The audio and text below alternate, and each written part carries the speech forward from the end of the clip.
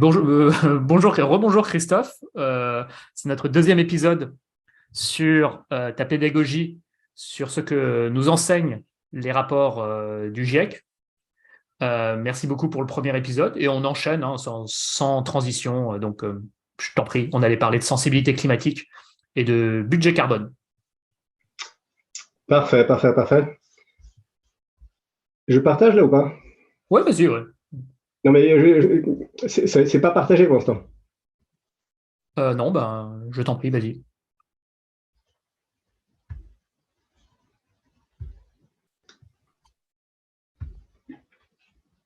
Dis-moi quand tu vois. Hmm.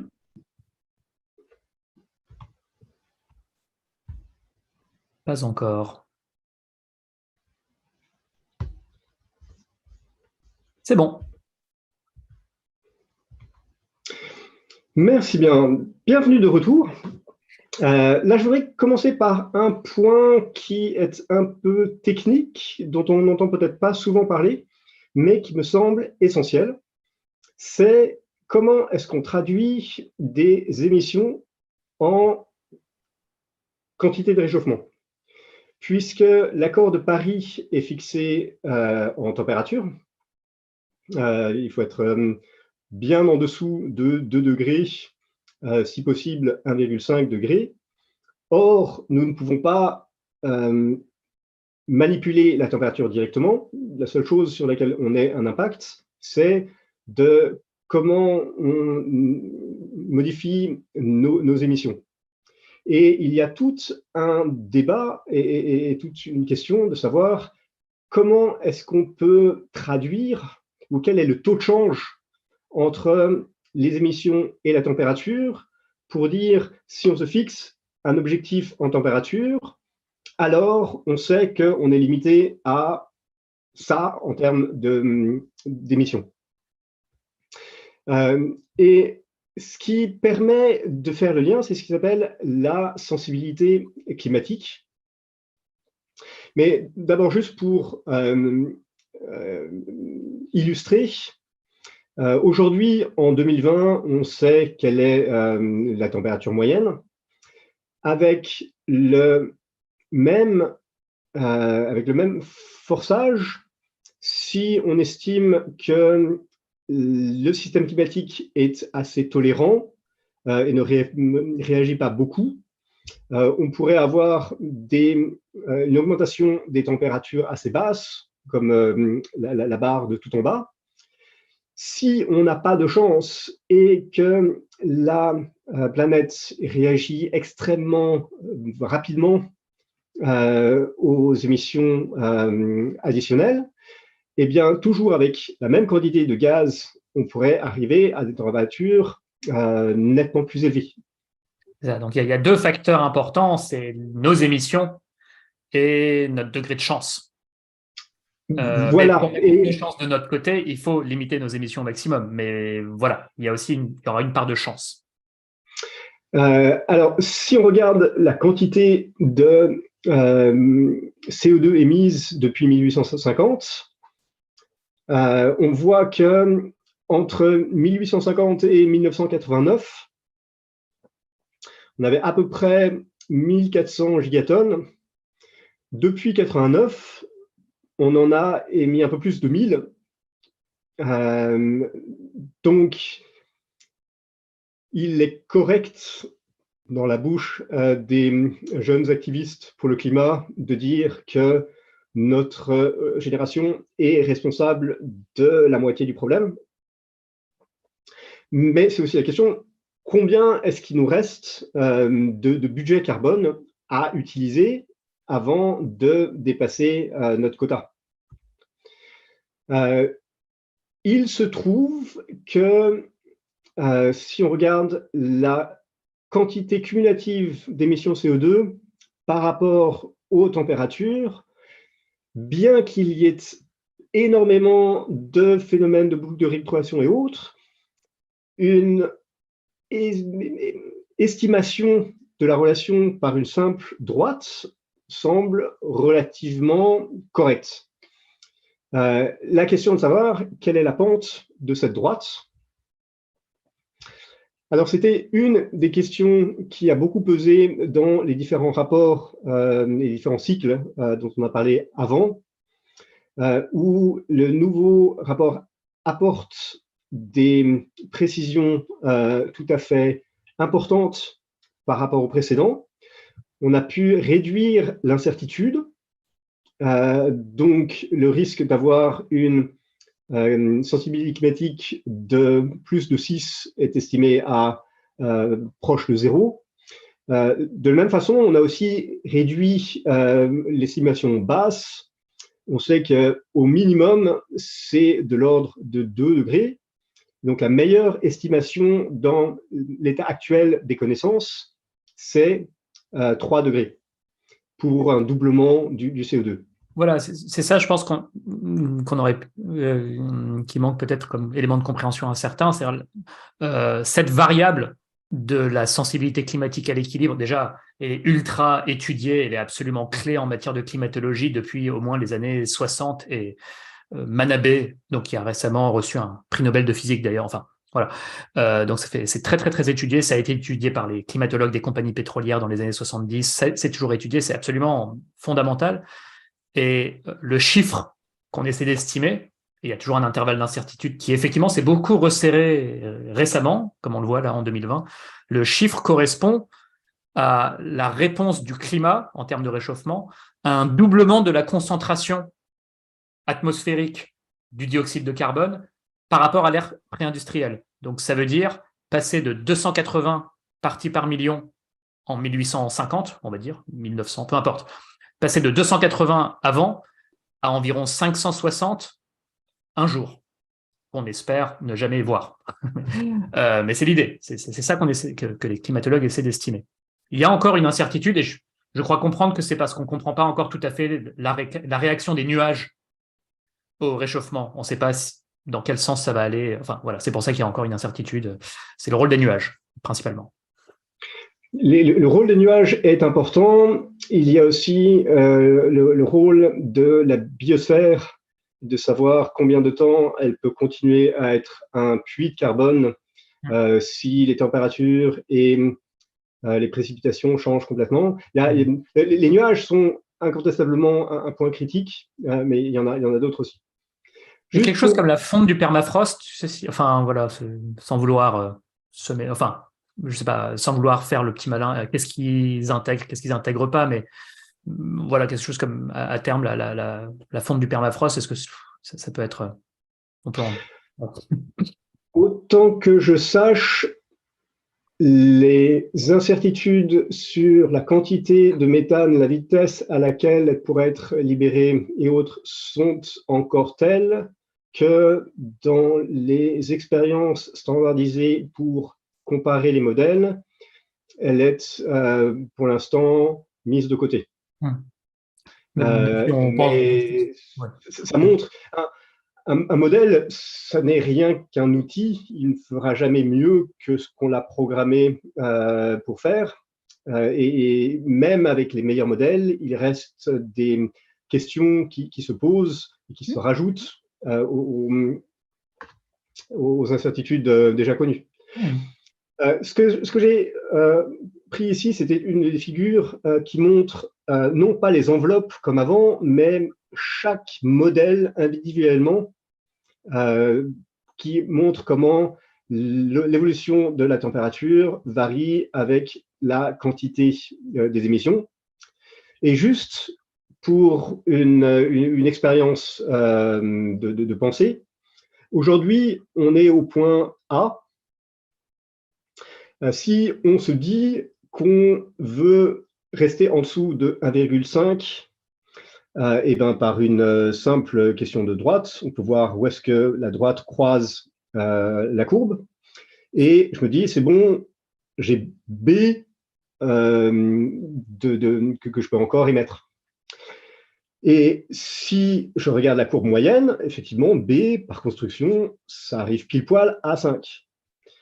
Sauf que si j'ai pas eu de chance, parce que ce que dit bien l'IPCC, c'est que la meilleure valeur, ou la valeur la plus probable, c'est celle qui, en l'état des connaissances, paraît le meilleur compromis. Cela n'exclut pas la possibilité physique que certains modèles qui sont aux marges soient physiquement justes. Donc, moralité, si on garde cette idée, avec B, je me mets là. Si j'ai eu beaucoup de chance et que, en fait, la planète réagit moins fort que ce qu'on avait estimé, eh ben, je me retrouve avec une température à peine au-dessus de 1, donc à peu près comme aujourd'hui. Mais si j'ai pas de chance, et si je prends celui qui est le plus fort, avec mon budget qui était calibré pour 1,5, je pourrais me retrouver à 2,2. Ah oui, j'avais pas vu le petit. Avec le D. Bon, c'est si vraiment on n'a pas de chance. Bon, inversement, on peut avoir de la chance et être à 1,2. Enfin, presque. Mais... ça, l'IPC, le GIEC le montre de façon un petit peu plus scientifique. Toutes les figures qu'on a vues sont tracées avec la meilleure estimation. Ce qui fait que le 8,5 atteint plus de 4 degrés juste en fin de 21e siècle. Si on n'avait pas de chance, si la ECS, donc la sensibilité climatique à l'équilibre, était beaucoup plus forte qu'estimée, on pourrait, avec juste un 4,5, arriver au même résultat que ce qu'on espérait obtenir avec, ou alors disons plutôt avec un 2,6, on arriverait au même résultat que ce qu'on s'attendait à avoir avec un 4,5 avant. C'est dire à quel point la chance va jouer. Et ça c'était la même chose. Le best estimate en 2,6, c'est celui qui est appelé en accord avec l'accord de Paris. Ça l'est tant qu'on se tient à une sensibilité de 3. C'est ça. Non, mais il était fortement ou très fortement chauffant, on exploserait l'accord de Paris, alors même qu'on aurait mis en place une politique qu'on avait estimée être en ligne avec 2,6. Et c'est là où intervient la question de qu'est-ce qu'on peut dire, qu'est-ce qu'on peut appeler être en accord avec les objectifs de Paris. Ce qui est en généralement retenu, c'est la médiane. Donc, si on vise une politique comme le 2,6 pour atteindre Paris, on se place dans une situation où on a autant de chances d'être au-dessus que de chances d'être en dessous. Si, par contre, on se dit 2 degrés, c'est vraiment trop chaud, je veux l'éviter quoi qu'il arrive, donc je me donne un budget carbone qui ne vise pas 50% de chance d'être au-dessus, 50% d'être au-dessous, mais où je me limite à juste 17% de risque d'être au-dessus et 83% d'être en dessous de 2 degrés, eh bien, ça réduit fortement le budget restant. Pour donner une expression, si on vise 2 et qu'on se dit que la médiane, ça suffit, eh bien, ça permet au monde entier d'émettre encore 1350 gigatonnes. Si, par contre, on se dit on veut avoir 83% de chance de rester en dessous de 2, ce budget, ils font à 900. Et 900 tonnes, c'est en gros ce qu'il faudrait pour atteindre 1,7 avec la médiane. Donc, dans le greenwashing et dans la communication des politiques climatiques, il est important de savoir comment un plan définit le but. Est-ce qu'il vise la médiane? Qu'est-ce qu'il estime en termes de variations possibles sur la sensibilité? En clair, ça revient à une question toute simple, qui est celle du principe de précaution. Est-ce qu'on vise Paris et on va essayer d'être à peu près dans les temps, donc on a 50% de chance d'être au-dessus ou 50% d'être en dessous? Ça n'a pas du tout les mêmes traductions en termes de budget global restant que si on se dit 2 degrés, on ne veut absolument pas le dépasser. Et donc, on vise quelque chose qui, quoi qu'il arrive, même si on se trompe un peu, on fera en sorte de rester en dessous de 2 degrés. Il y aurait tellement de choses à dire sur ces chiffres, mais enfin vraiment les gens peuvent faire pause, regarder, aller chercher dans le rapport. Quelques petites remarques, c'est que c'était les budgets carbone en 2020. Depuis 2020, il s'est écoulé 3 ans, donc voilà, et chaque année compte. J'ai fait un post récemment qui simplement commentait un article de Carbon Brief, qui est un site extrêmement fiable dont la plupart des articles sont soit rédigés, enfin tous les articles sont soit rédigés, soit relus par des climatologues. Bon. Et là, c'est un article qui faisait une mise à jour du budget carbone, aussi en tenant compte du méthane. Bon, globalement, on peut, pour les 1,5 degrés, se permettre de continuer 6 ans et demi, comme l'année 2022, puis ne plus rien émettre du tout, jamais. Donc, on a en gros 6 années et demie de budget carbone. C'est pour donner une équivalence. Ça n'existe pas économiquement, faire 6 années et demie comme 2022 et ne plus rien faire du tout à partir de 2028. Donc ça, c'est une chose. Et effectivement, alors c'est vrai, on voit que pour se donner 83% de chance de limiter le réchauffement à plus 1,5 degré, donc bon, ça c'est quasiment, enfin, ça va pas être possible. Les 300, on en a déjà émis près de 40% depuis 2020, donc il reste... Je crois qu'effectivement, en ordre de grandeur, en 2022, on était à 60 gigatonnes de CO2 par an. Donc, en équivalent, tous les gaz à effet de serre. Oui. Oui. Oui. Donc ça fait de l'ordre de 5 ans, 300. Oui. Donc voilà, il reste presque plus rien de ces 300. Donc bon, enfin bon. Mais après, pour les 900, c'est pas beaucoup d'années non plus. Après, si je suis très optimiste et je regarde en bas à gauche 2300, effectivement, ça nous laisse des décennies de budget carbone pour tenir les 2 degrés. Après, j'imagine aussi que dans 10 ans, déjà, on en saura beaucoup plus sur la sensibilité climatique. On pourra encore plus resserrer l'intervalle, tout simplement parce qu'on aura des observations supplémentaires sur 10 ans. Donc, j'ai envie de dire rendez-vous au 7e rapport du GIEC. Voilà.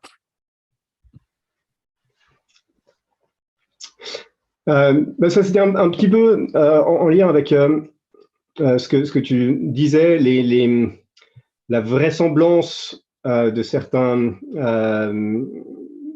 politiques climatiques. Donc, les scénarios qui avaient été identifiés en ligne avec l'accord de Paris, c'était le vert, le bleu. Le temps est passé depuis, les NDC disent ce qu'elles disent, on est de toute façon au-dessus. On voit que le gap entre ce qui est mis en œuvre, ce qui est promis et ce qui devrait être nécessaire augmente à chaque fois qu'on déplace le curseur. Ouais. Plus on attend, plus il faut faire un effort encore plus important dans un temps encore plus court. Enfin, c'est évident.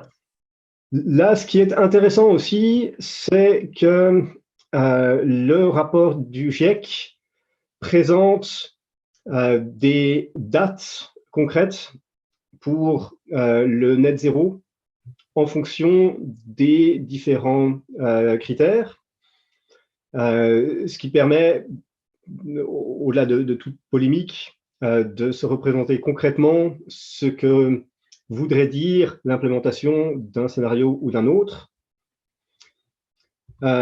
Ce que le rapport met aussi en exergue, c'est que parler de net zéro tout seul, ça ne suffit pas.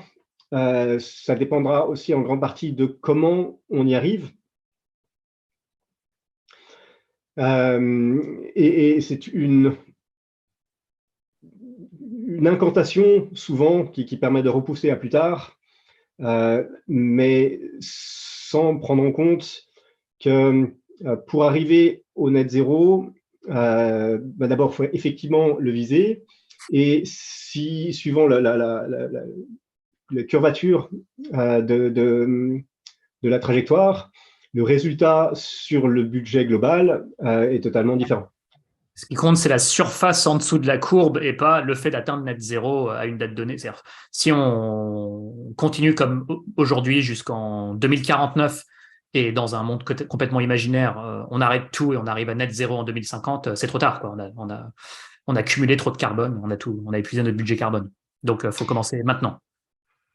Et là, un autre graphique qui est intéressant, qui montre que tous les net zéro ne se valent pas.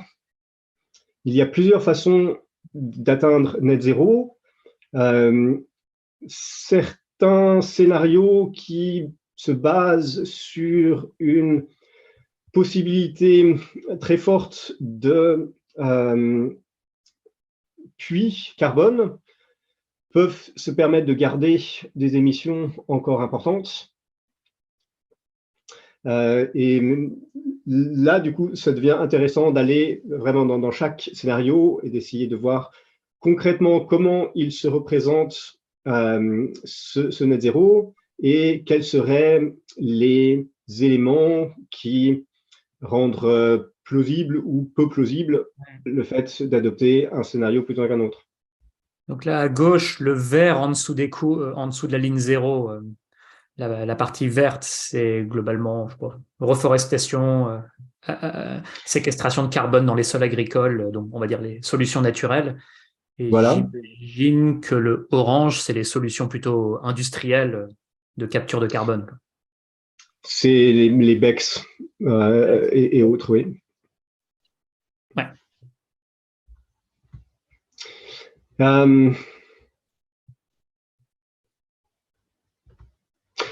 On peut passer à quelque chose qui est plus facilement, plus facile à se représenter, donc de retour dans le monde physique. Ce graphique montre pour les différents scénarios l'augmentation du niveau de la mer.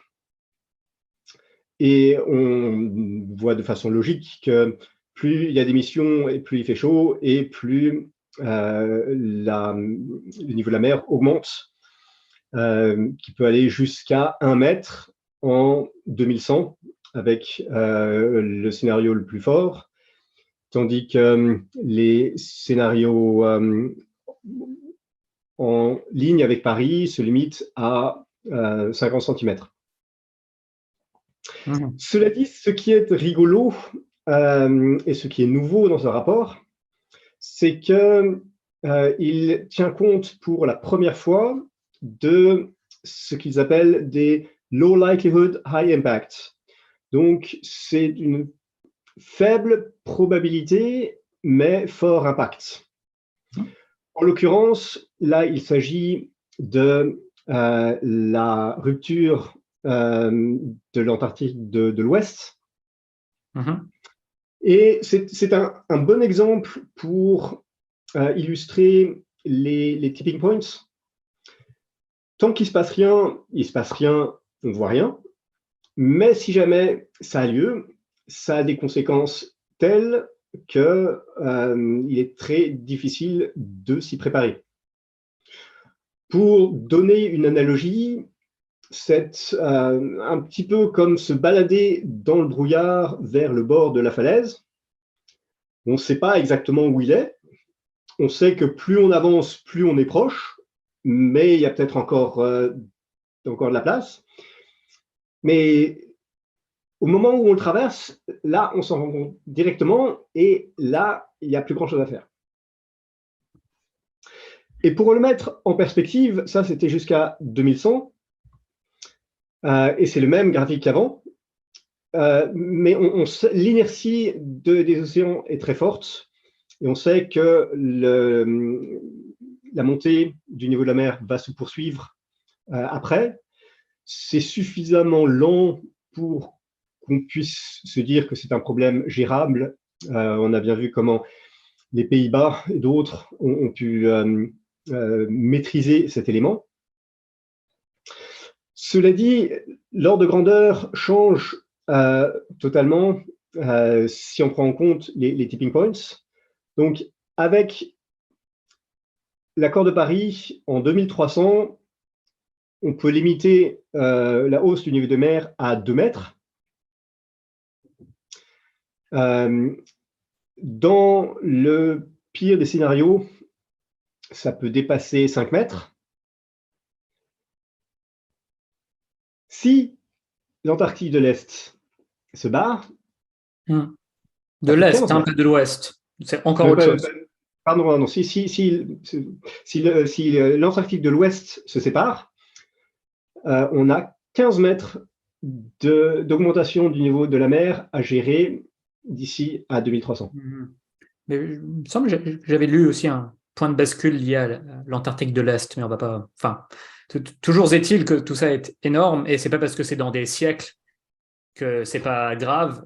J'aime bien souvent donner l'exemple de Londres, voilà, qui a une ville avec des siècles et des siècles d'histoire très riche, et donc ce serait dommage de la voir engloutie et tout perdre hein, comme patrimoine. Donc déjà, en termes de patrimoine, c'est embêtant, mais aussi en termes de déplacement de population. Donc, est-ce qu'on peut, comme pour les Pays-Bas, endiguer entièrement Londres? Je ne sais pas.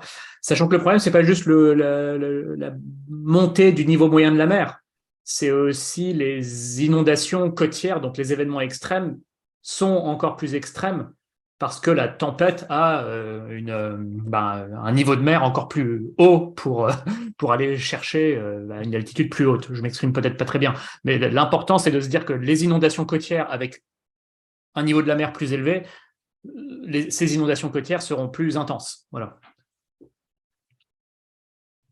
Et étant donné que je crois que 90% de la population humaine vit à une altitude inférieure de 100 mètres, il y a comme Londres, comme Miami ou New York ou Dakar ou Osaka, une quantité de personnes qui deviendraient vulnérables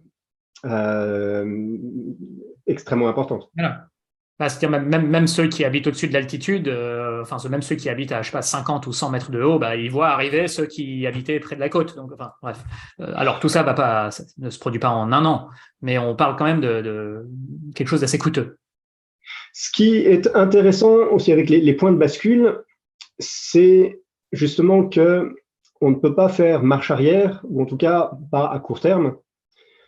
S'il y a une bonne partie de l'Antarctique qui se barre, même si on réussit à redescendre la température, ce n'est pas pour autant que le glacier va se remettre sur son socle.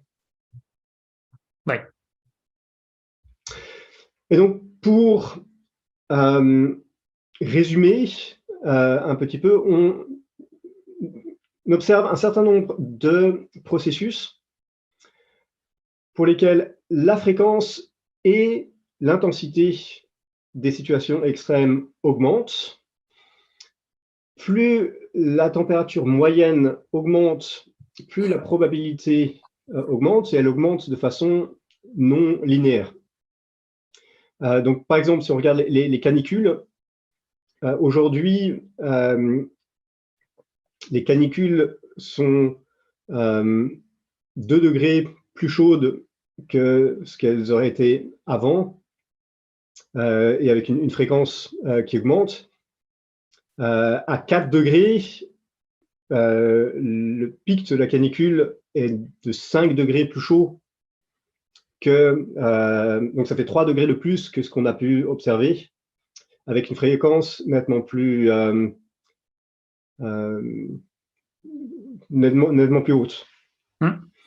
On observe en gros la même chose pour les périodes de sécheresse, avec une fréquence, avec une fréquence qui peut doubler et une sévérité qui augmente.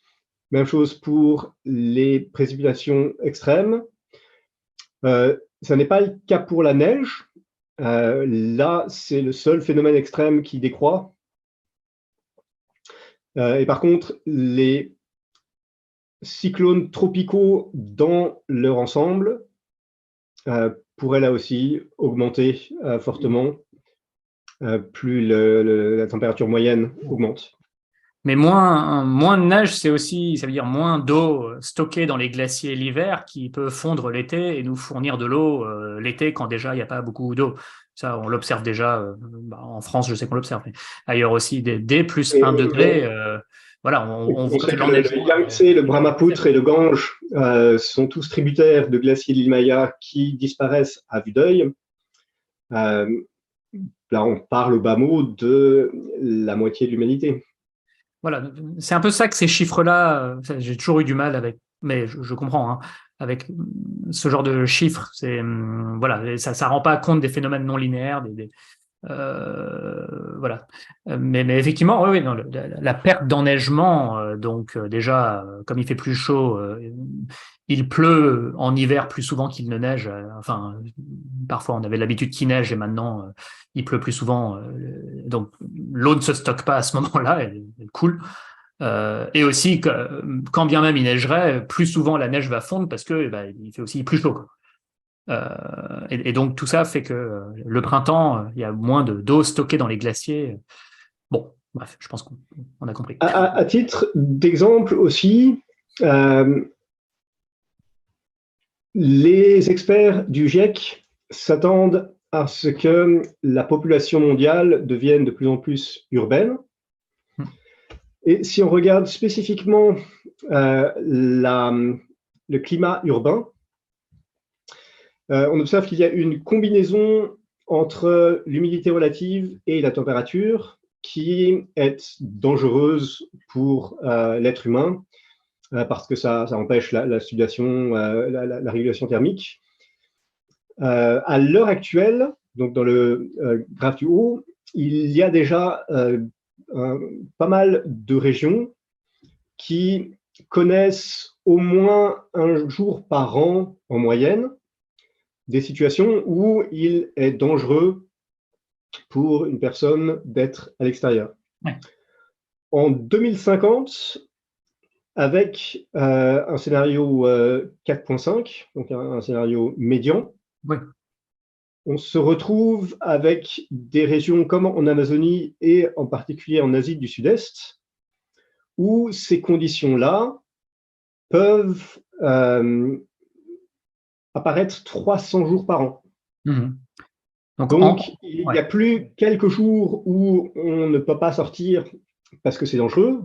C'est quasiment quelque chose ça devient une exception quand ça n'est pas le cas.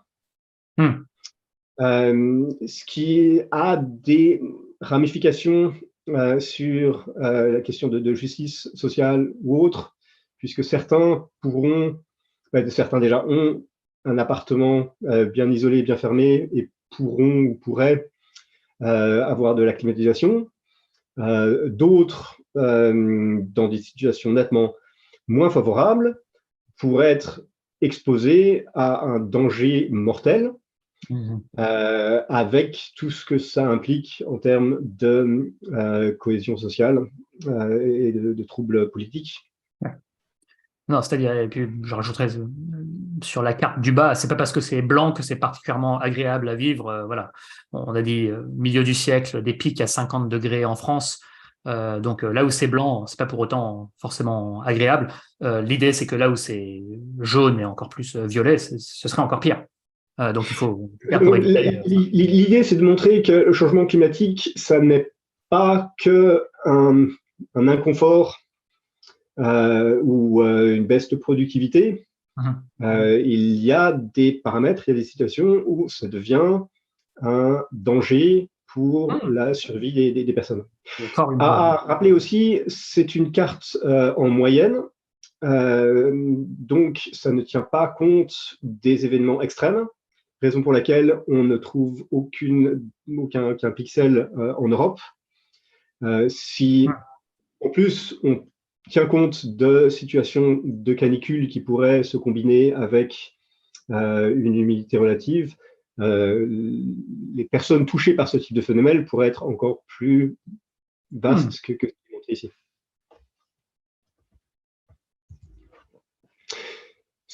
On en avait parlé la dernière fois de l'impact de l'aridité sur l'agriculture et donc sur la sécurité alimentaire. On voit que aussi bien en ce qui concerne la surface que les populations touchées, donc à gauche, à droite, même si l'indice de sécheresse moyen évolue peu au cours du XXIe siècle, on va voir que l'indice des sécheresses extrêmes augmente beaucoup plus vite.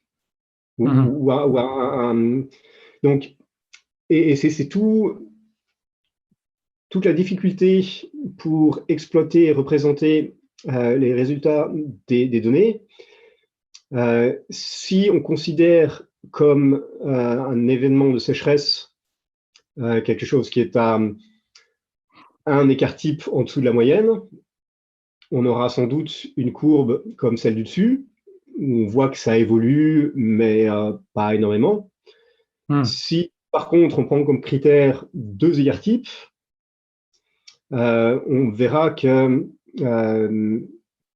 ce qui était très important, très dévastateur, mais qui arrivait moins de 3% du temps, pourrait à terme représenter 10% des situations. Et on le voit aussi quand on regarde la carte. Ça touche une grande partie des zones habitées. Ça touche y compris les pays développés comme l'ouest des États-Unis ou l'Espagne et l'ensemble du bassin méditerranéen. Ça touche aussi très fortement tout le sous-continent indien et une bonne partie de la Chine. Donc, l'impact en termes de sécurité alimentaire sur la quantité de population touchée est énorme.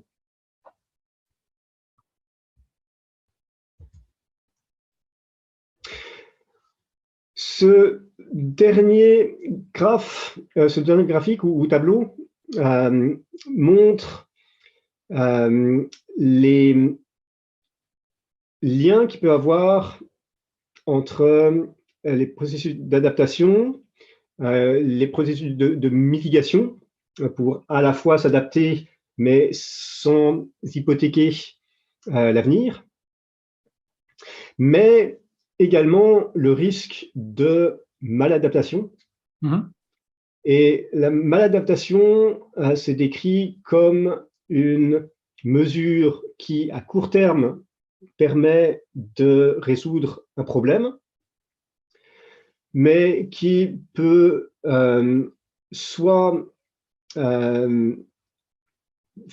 qui présente le risque d'exposer les personnes que c'est censé aider à de risques encore plus grands par la suite. Un exemple, c'est par exemple de construire une digue pour limiter la remontée du niveau de la mer, ce qui pourrait protéger et inciter les populations à venir s'établir, ce qui est un progrès tant que la digue tient. Mais si on peut, au moment de construire la digue, se dire qu'il y a de bonnes chances qu'elle soit sous-dimensionnée, ça pourrait être du coup qualifié de maladaptation, puisque ça va créer des situations de vulnérabilité.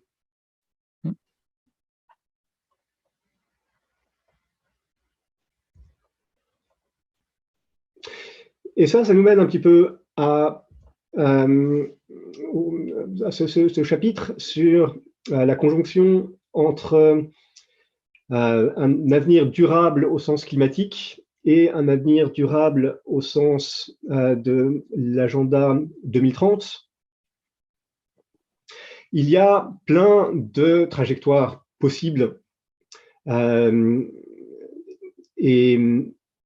plus on repousse les efforts, donc plus on aboutit au bas du graphique, moins on a d'outils à sa disposition pour essayer de résoudre les problèmes et remonter sur l'échelle. Et plus on se condamne soi-même à des situations loin d'être optimales. Pour résumer ce qu'on avait vu un petit peu avant, l'ensemble des continents font face à des défis où le changement climatique complique la réalisation des objectifs du développement durable. L'Afrique et les petits États Iceland, les petits États insulaires. Petits États insulaires sont particulièrement exposés. L'Amérique du Sud, l'Amérique centrale également. Mais en Asie comme aux États-Unis, il y a même des objectifs qui apparaissent en rouge, c'est-à-dire où le changement climatique pose de gros défis à la réalisation de ces objectifs. Et là, on retrouve le même type de graphique qu'on avait avant. Avant, on parlait de la biodiversité et des maladies. Là, on voit comment ça s'applique à différents secteurs industriels et, enfin, oui, secteurs économiques et par continent. On voit que, quelle que soit la situation est sévère, elle est plus critique dans certains endroits que d'autres, mais je pense qu'il y a une sous-estimation de ce que représente effectivement le changement climatique et toutes ses conséquences. Un avantage de considérer les deux objectifs en parallèle, c'est que très souvent, ils vont dans la même direction. Donc, le fait de réaliser les objectifs de développement durable va main dans la main avec le fait de s'adapter au changement climatique, voire même de pouvoir limiter l'empreinte. Il y a quelques exceptions, mais elles sont rares. Ça, c'est un graphique qui montrait tous les co-bénéfices, donc là avec les barres en vert, et des conflits d'intérêts. Et heureusement, on peut dire que les co-bénéfices en général l'emportent sur les conflits. L'avantage de rapports comme le GIEC à l'échelle globale, c'est de mettre en perspective différentes problématiques. Ici, il était question de la sécurité alimentaire, donc la quantité d'émissions par personne pour produire de la nourriture, mis en relation avec un état de santé. Ici, mettait en parallèle l'obésité vis-à-vis de la malnutrition. Avec, à en croire les auteurs, la possibilité d'améliorer l'ensemble de ces paramètres pour une grande partie de la population.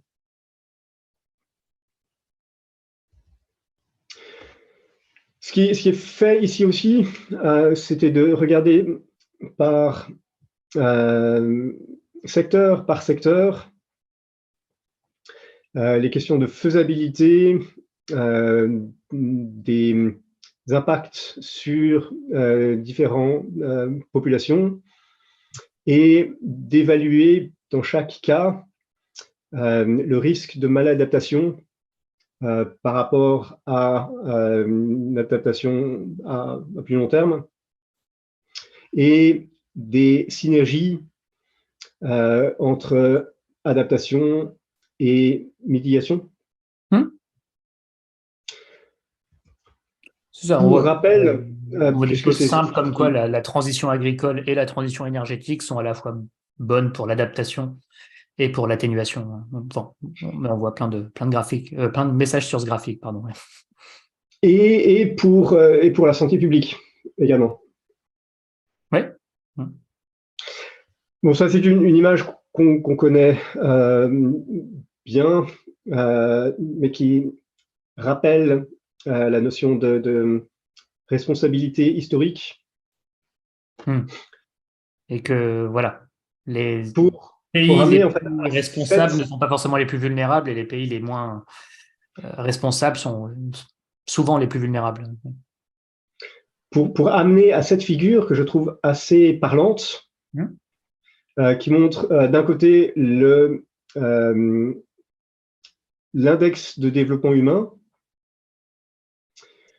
et la quantité d'émissions par personne, sachant que pour avoir un avenir durable, il faut s'assurer à la fois que les pays ayant déjà un index de développement humain très élevé reviennent à des niveaux d'émissions soutenables, tout en parallèle permettre aux nations qui ont peu d'émissions d'augmenter leur HDI et d'essayer de faire en sorte que toutes les nations se retrouvent dans ce carré.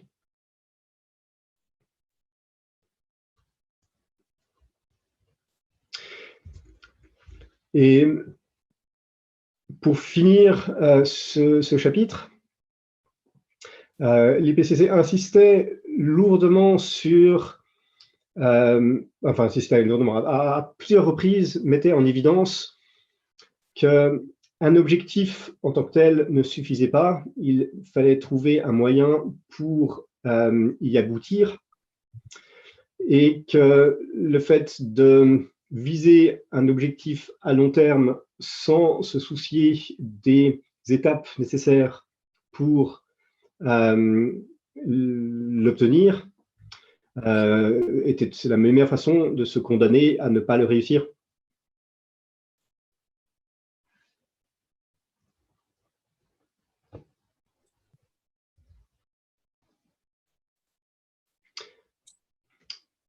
Donc voilà. La partie un peu plus, plus réjouissante, on va dire, même si, alors, on vient de voir l'adaptation, donc ça déjà, ça montre pas mal de voies, et puis l'atténuation pour notre dernier chapitre. L'atténuation. Pour Pour être capable de régler un problème, il est d'abord nécessaire de bien pouvoir le caractériser et de savoir d'où proviennent nos émissions. Il faut garder à l'esprit que le rapport du GIEC est global, donc il décrit la situation de l'économie à l'échelle mondiale. Il peut y avoir des différences notables de pays à pays. Mais en gros, la barre du haut montre les différents secteurs économiques, donc l'immobilier, les transports, l'agriculture, l'industrie, les autres énergies, et le secteur énergétique comme un ensemble qu'il est possible de diviser en émissions indirectes reliées à chaque secteur, ce qui permet d'avoir une nouvelle répartition. Donc, je sais pas, les bâtiments, c'est un exemple assez frappant en émissions directes. Donc, par exemple, la chaudière à gaz, la chaudière à fioul, la barre du haut, voilà, on est sur 5-6%. Une fois qu'on lui affecte la part d'électricité et de chaleur produite dans des centrales et qui lui va, ben, le bâtiment passe à 16%. Par contre, le transport bouge moins parce que le transport génère des émissions directes, quoi. L'agriculture bouge pas, l'industrie bouge. Elle passe de 24 à 34% parce que, pareil, l'industrie consomme de l'électricité et de la chaleur. Voilà, pour expliquer. Donc, il y a les usual suspects. On sait que l'industrie est responsable de beaucoup, les transports également. Ce qui pourrait être une surprise pour pas mal d'auditeurs, c'est de se rendre compte que l'agriculture et la gestion des sols en forêt et autres représentent 22% des émissions, ce qui est considérable et ce qui est un des secteurs où la marge de manœuvre est sans doute la plus prometteuse. Oui. Et puis ça coûte pas forcément très cher de manger différemment. Enfin bref. Ouais. Là, les experts du GIEC essayaient de voir à l'échelle globale, de nouveau, quelles seraient les solutions d'atténuation qui auraient d'une part le plus grand impact et d'autre part un coût minime. Et en tout cas, à l'échelle globale, sans aucun doute possible, c'est l'éolien et le solaire qui représentent la meilleure option et de très loin, sachant que pour une bonne partie du chemin, c'est également l'énergie la meilleure marché. Ouais, c'est ça. La partie bleue, ça indique que c'est peu coûteux, puis plus on veut réduire les émissions, plus ça va coûter. Effectivement, avoir un taux de pénétration élevé des renouvelables dans le réseau, ça commence à coûter plus cher que les premiers pourcentages de pénétration. Mais effectivement, alors, ça ne veut pas dire que les autres options n'ont pas d'intérêt. Il faut faire tout ce qui est en notre pouvoir, mais là où il y a particulièrement du potentiel, alors effectivement, énergie éolienne et solaire. Et puis, j'étais agréablement surpris en lisant le rapport par le potentiel de l'agriculture pour séquestrer du carbone. Exactement. C'était ce qu'il y avait là juste en dessous. Une petite note rapide. L'énergie nucléaire n'est pas oubliée, elle est mentionnée, mais à la lecture de ces chiffres, on réalise que la question nucléaire est une question secondaire. Elle peut être une solution d'appoint, elle peut être une autre. Il n'y a à la lecture de ces chiffres, il ne peut pas sembler réaliste de penser que l'énergie nucléaire serait la technologie qui nous permettrait d'atteindre un avenir durable en utilisant cette énergie en priorité. Tout ça se base de toute façon sur plein d'études de transition énergétique faites par tout un tas de... Voilà. Et effectivement, quand on étudie la dynamique du nucléaire qui est, on va dire, stagnante ou lentement croissante depuis 30 ans, alors que les renouvelables sont sur une exponentielle, voilà, ça joue dans les évaluations qui sont faites. Alors ça, c'est seulement à 2030, mais même à 2050, enfin, je veux dire, toutes ces industries-là, il y a quand même du temps de mise en route, etc. Et même l'Association mondiale du nucléaire estime que, voilà, au mieux, l'énergie nucléaire fournirait de l'ordre de 10% de nos besoins en énergie, 10-12%, bon, d'ici 2050. Donc voilà, effectivement, ça peut jouer une part, mais il faut faire beaucoup d'autres choses. Et comme tu disais, un secteur très prometteur et dont on entend peu parler, je trouve, c'est le potentiel de l'agriculture au sens large, comme puits de carbone, qu'il s'agisse des changements de méthode, qu'il s'agisse de la reforestation ou afforestation.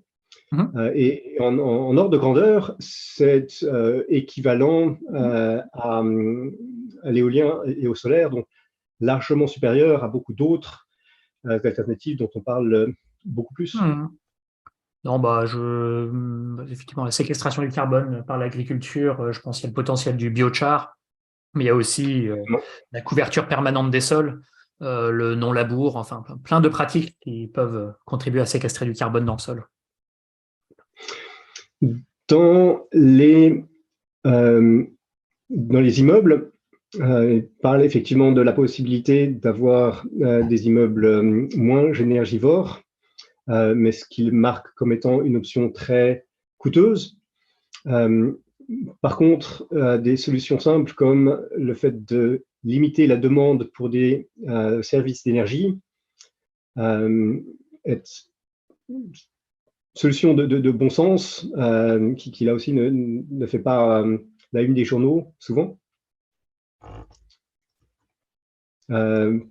Pour les voitures, les transports, on voit que c'est quelque chose dont on parle beaucoup. C'est vrai que si on additionne chacune de ces barres, ça finit par faire une mitigation importante, mais à la lecture de ce graphique, ça ne semble pas être aussi critique que les points dont on parlait avant. Oui. Après, c'est jusqu'à 2030, mais de toute façon, on va voir plus tard, mais la gestion de la demande joue un rôle clé dans les graphiques qu'on va voir après. Et par contre, le fait d'électrifier les processus à la place de carburants fossiles semble avoir beaucoup plus d'impact dans l'industrie, qui était donc deux fois supérieure. Ce qui était intéressant, là, j'en parle parce que, à titre de totalement non-expert, j'ai beaucoup travaillé sur les problématiques du volet 1 et 2.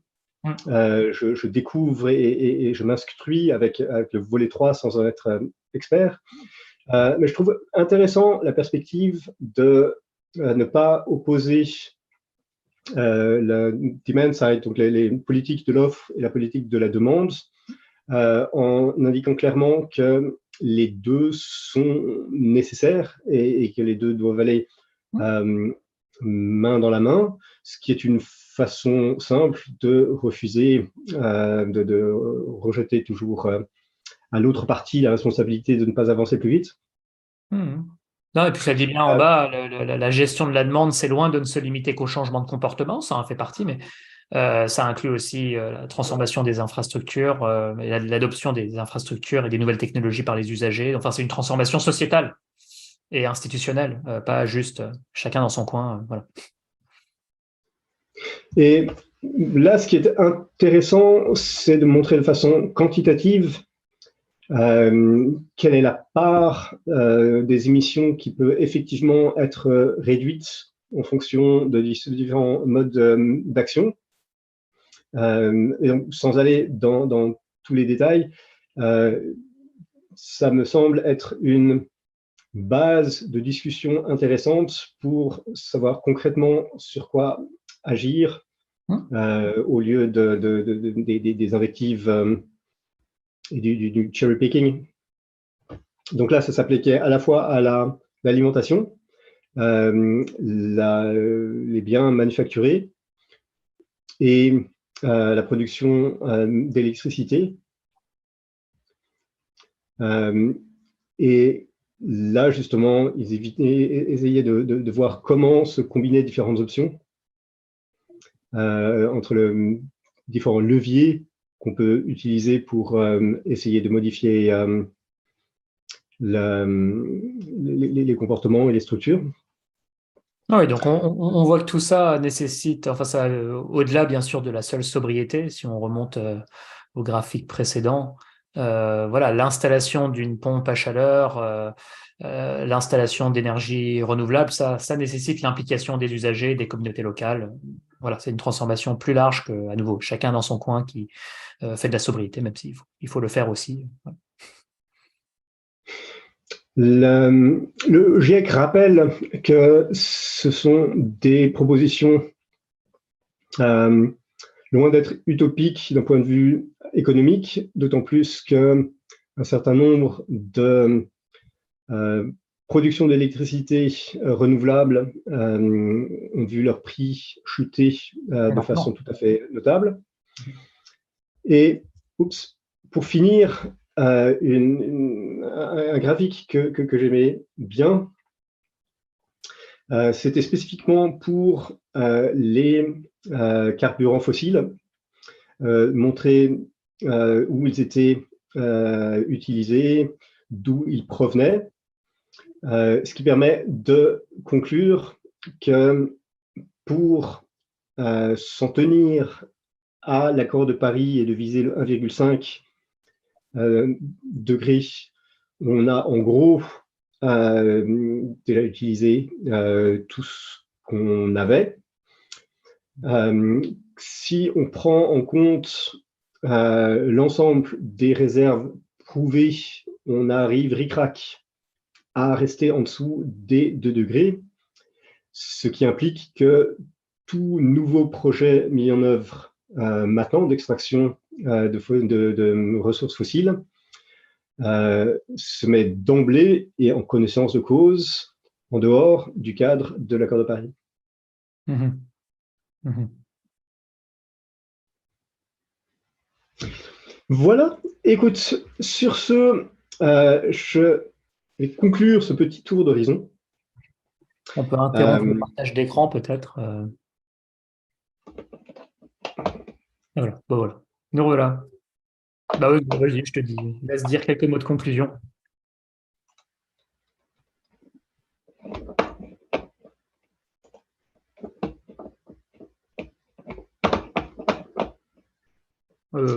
J'essaye d'enlever le... Ah, je suis là, ok. Je sais, je l'ai enlevé. J'ai enlevé le partage. Voilà, d'accord. Merci de m'avoir accompagné dans ce petit tour d'horizon. Je suis convaincu que le rapport du GIEC contient une masse d'informations extrêmement intéressantes, qui plus est étayées et vérifiées. Et c'est pour ça que je pense que c'est une base de discussion solide et utile pour un grand nombre de personnes. Et il serait souhaitable que toutes ces informations irriguent de plus grands pas du débat que juste celui entre scientifiques. C'était pour cette raison que je voulais les partager avec vous.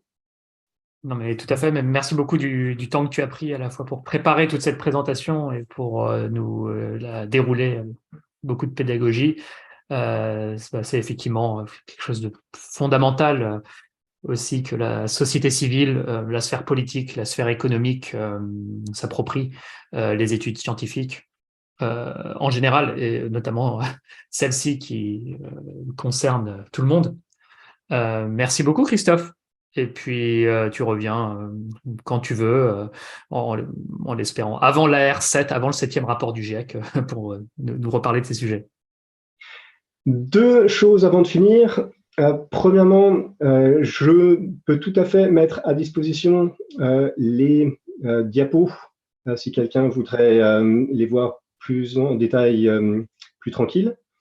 Deuxième chose, j'en profite pour faire la pub, puisque le GIEC va publier d'ici quelques mois un rapport de synthèse sur le dernier rapport que je vous ai présenté, et où il y a eu un effort de vulgarisation très très poussé qui a été fait, et qui permettra de plus facilement s'y retrouver dans la masse d'informations qu'il propose. Tout à fait. Le message est passé. Merci beaucoup, Christophe, et à bientôt.